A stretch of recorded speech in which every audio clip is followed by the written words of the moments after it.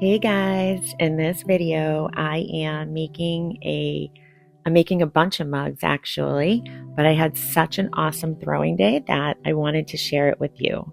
So I'm making the mug out of speckled buff, and then I'm going to finish it with a cricut design using a transfer. So I hope you enjoy the video and we'll jump right into it. Bringing you through my process of throwing, making a mug, and then using my cricut to decorate the mug and glaze it. So I'm going to just show you my process of throwing one mug using Speckled Buff by Laguna. I'm using approximately 1¼ pound of the Speckled Buff. That's pretty much my weight for, a pretty large mug. So here I'm just coning the clay up and down to center it and compress and smooth out the clay, any lumps, just kind of incorporating it all together so it's nice and smooth for throwing, nice and centered. This was actually like such an awesome throwing day. Everything just was centered, probably because I was centered. Funny how that works. So so I'm just here centering, coning up and down, getting it ready to actually start throwing.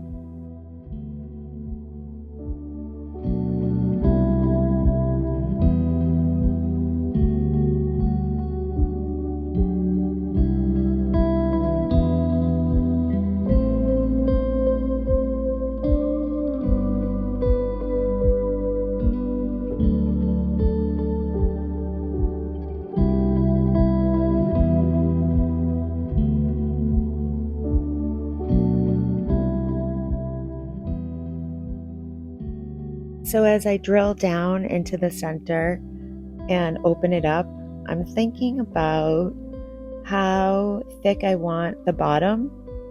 Now, I've been trying to make them a little thicker because I like the way, like if I have a really hot cup of coffee, I want, the heat to not burn my hands. And I find that when I throw like with B-Mix and it's thin, I can feel like how hot it is on my hands. It's almost too hot to touch.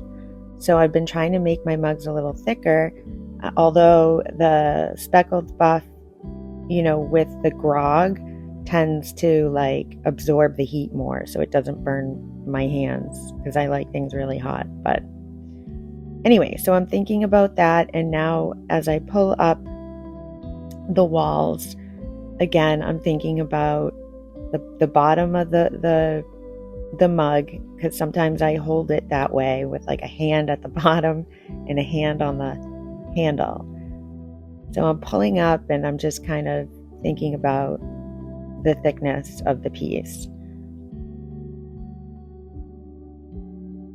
Also, when I'm pulling, I like to make like a little ledge at the bottom that I can actually like get my finger under before making the pull. So I'm pulling, I'm connecting my two fingers, one on the inside, one on the outside. And this clay is pretty soft, so I'm not applying a lot of pressure as opposed to other clays that are harder. So again, making the ledge, starting to, in a way, shape it as I pull up. Like as it gets thinner, the shape kind of comes to mind because you don't have a lot of time, messing around with pulling once the walls get a little thinner. I have a general shape that I like to attain, I guess you could say, but it doesn't always go that way. Like, sometimes the clay tells you what it wants, and you just have to work with it.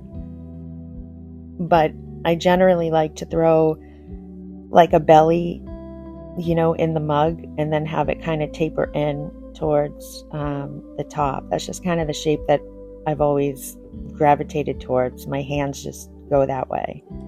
So that's what I'm, doing here.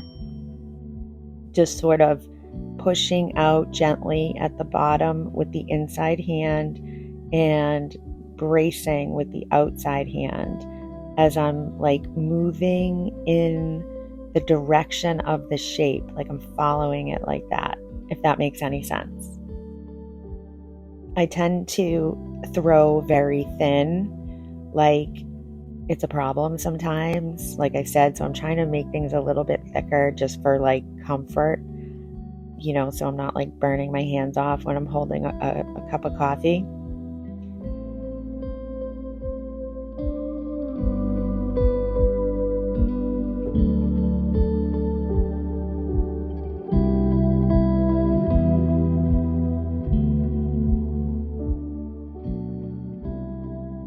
So anyway, now that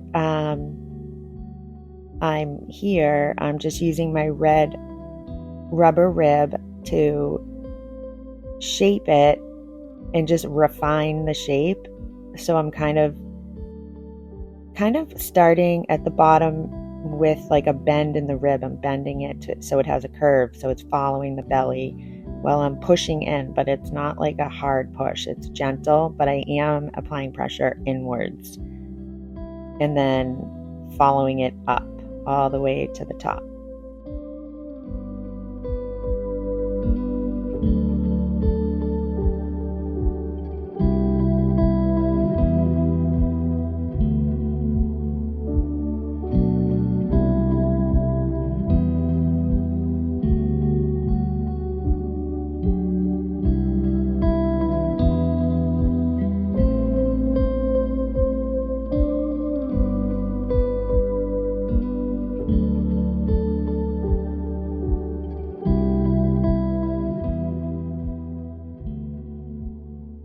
Using my chamois to compress the rim and smooth it, because if I don't with this clay, it gets very sandy and it you can feel it on your lips when you go to drink whatever's in your cup. So the chamois is amazing.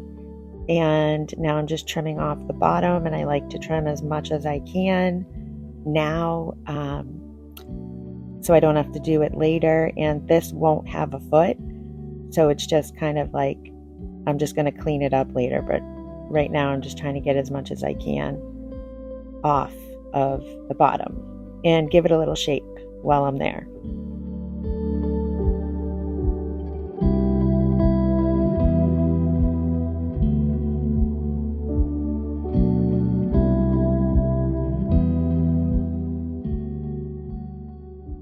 All right, so this was fired, obviously. Now I've applied my stencils that I made off of my cricut, the little fern, and I'm just making sure that it's on there really good. So when I put glaze over it, the glaze won't get underneath the design. And these are adhesive vinyl. So now that I've got my stencils, I'm applying 3 heavy coats of Snow by Amico. I love this glaze, on the speckled buff. It's just a crisp, simple finish. It's just, I don't know, it's simple and it's really pretty, especially with these designs. You can do so much with a stable glaze like Snow and make a piece like this with the speckled buff really interesting by exposing the raw clay. I love that look. Do you guys like that look? Curious. You can really slap it on there because Snow just won't run ever. I've used 4 and 5 coats before, which is probably unnecessary. 3 is perfect. And it's really a safe, stable glaze by itself. You never have to worry, really.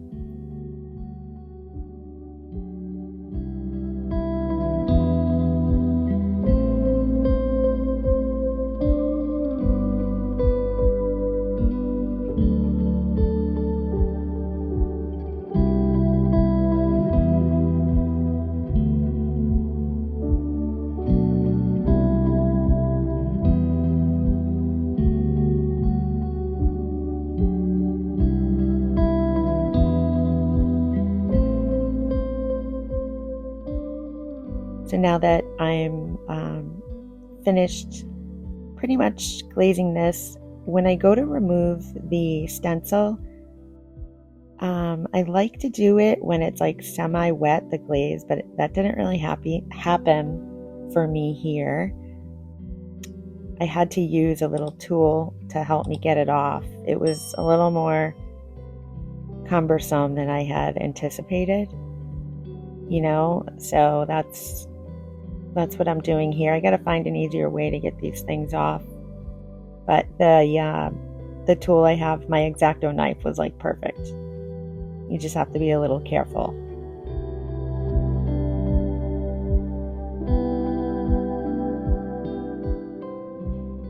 So yeah, off to the kiln they go, and voila, here it is.